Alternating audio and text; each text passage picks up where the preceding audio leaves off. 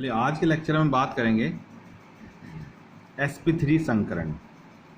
ठीक है, चलिए पढ़ते हैं, इसमें देखते हैं। किसी परमाणु के बाह्य कोश में एक s व 3 p कक्षक मिलकर समान ऊर्जा के 4 संकर कक्षकों का बनना या निर्माण भी लिख सकते हैं आप। ठीक है, sp3 संकरण कहलाता है। फिर से पढ़ देते हैं। किसी परमाणु के बाह्य कोश में एक s व 3 p कक्षक मिलकर समान ऊर्जा के 4 संकर कक्षकों का बनना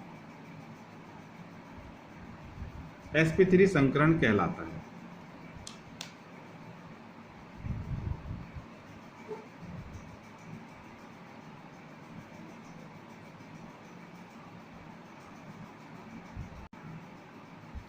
एग्जाम्पल देखिएगा, CCl4 यानी carbon tetrachloride, methane, ethane, chloroform, methyl carbenide et cetera, और भी हो सकते हैं। चलिए इसको समझेंगे कि कैसे जो है sp3 संकरण होता है। तो हमारे पास एग्जाम्पल है मीथेन CH4। देखिए कार्बन का ये इलेक्ट्रॉनिक विन्यास है ग्राउंड स्टेट में। मैंने पहले भी आपको बताया कि ये अंतिम कोश है। अंतिम कोश के अंदर जो है 2s उपकोश है और 2p उपकोश है। 2s उपकोश के अंदर 2 इलेक्ट्रॉन है और हमें पता है कि 2s उपकोश जो होता है उसमें एक ही कक्षक होता है। इस कक्षक उसके अंदर 2 इलेक्ट्रॉन हमने रख दिए। और जो 2p उपकोश होता है वो 3 कक्षकों से मिलकर बनता है। देखिए 3 कक्षक ये रहे। हमें पता है कि भाई यहाँ पे 2p उपकोश के अंदर 2 इलेक्ट्रॉन है, यानी कि जो 3 कक्षक हैं उनमें से 2 कक्षकों में एक इलेक्ट्रॉन है। ये ग्राउंड स्टेट है। आगे बढ़ेंगे। अब देखिए उत्तेजित अवस्था में क्या होगा, यानी कि जब हमारा एक कार्बन कुछ ऊर्जा ग्रहण कर लेगा, अवस्था उत्तेजित हो जाएगी, तो जो अंतिम कोश के अंदर 2p कह रहा हूँ 2s जो हमारा उपकोश है उसके अंदर जो कक्षक है उसमें से एक इलेक्ट्रॉन निकल के, जैसा आपने ऊपर देखा था वहाँ 2 इलेक्ट्रॉन थे, तो 2s उपकोश के कक्षक में से एक इलेक्ट्रॉन निकल के यानी कि ऊर्जा ग्रहण करके 2pz के अंदर चला जाता है। तो इस तरह से हम देख रहे हैं कि हमारे प्रत्येक कक्षक में एक एक इलेक्ट्रॉन आ जाता है। अब इनकी मिक्सिंग होगी। देखिए मिक्सिंग होने का एक बहुत बड़ा कारण ये भी है कि इनकी संरचना और ऊर्जा अलग अलग है सबकी। ठीक है, तो बॉन्डिंग बनने के लिए ऊर्जा और संरचना एक समान होनी जरूरी है। ठीक है, बाह्य कोश के अंदर जो कक्षक हैं उनकी ऊर्जा और संरचना समान होगी तभी वो जो है बॉन्डिंग बना सकेंगे। ठीक है, अब देखिए ध्यान से देखिए, तो इनकी मिक्सिंग होती है। देखिए मिक्सिंग हो रही है, देखिए 1s और 3p, देखिए मिक्सिंग हो रही है। मिक्सिंग होने पे क्या होगा, 4 sp3 संकर कक्षक आपको मिल जाएंगे। ये 2 सामने हमने इसे लिखा है कि ये सब sp3 जो कक्षक हमारे बने हैं संकर कक्षक, ये बाह्य कोश है जो हमारा, वो दूसरा बाह्य कोश है, यानी कि जो मुख्य कोश है वो दूसरा है, इसलिए हमने सब के सामने 2 लिख दिया है। अब देखिए प्रत्येक के अंदर एक एक इलेक्ट्रॉन है। ये चारों के चारों sp3 संकर कक्षक हैं। ठीक है, आगे बढ़ेंगे। कार्बन के बाह्य कोश में 4 sp3 संकर कक्षक होते हैं। ठीक है, चलिए इसकी इनकी संरचना देखेंगे कैसी होगी। ये देखिए, ये हमारे sp3 जो संकर कक्षक बने हैं ये उनकी संरचना है।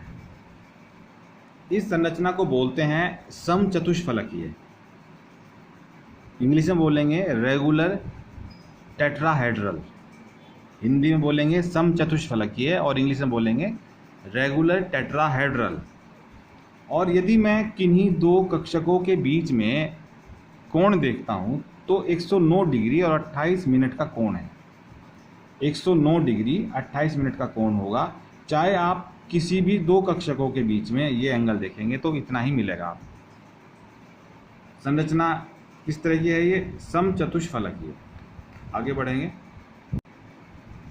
अब देखिए हमने यहाँ मीथेन बताया है कि मीथेन कैसे बना है।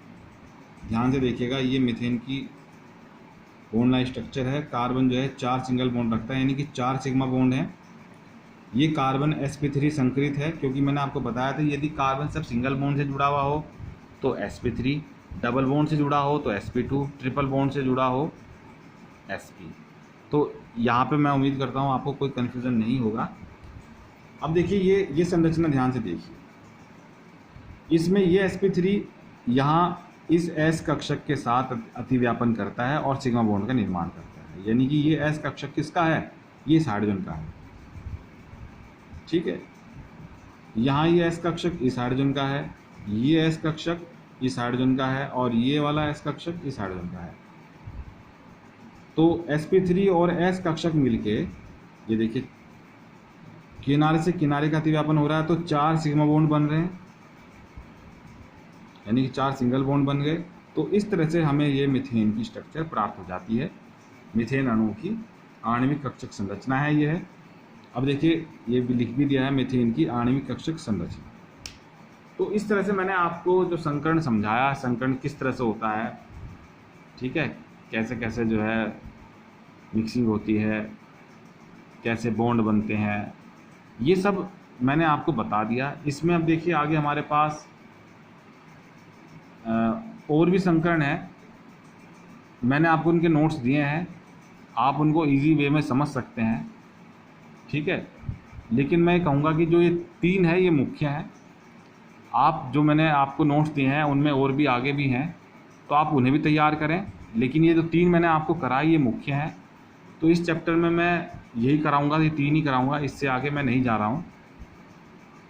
ठीक है, तो आप वीडियो देखें, 2 बार देखें, 4 बार देखें, 10 बार देखें, और जब तक देखते रहें जब तक आपको समझ ना आ जाए।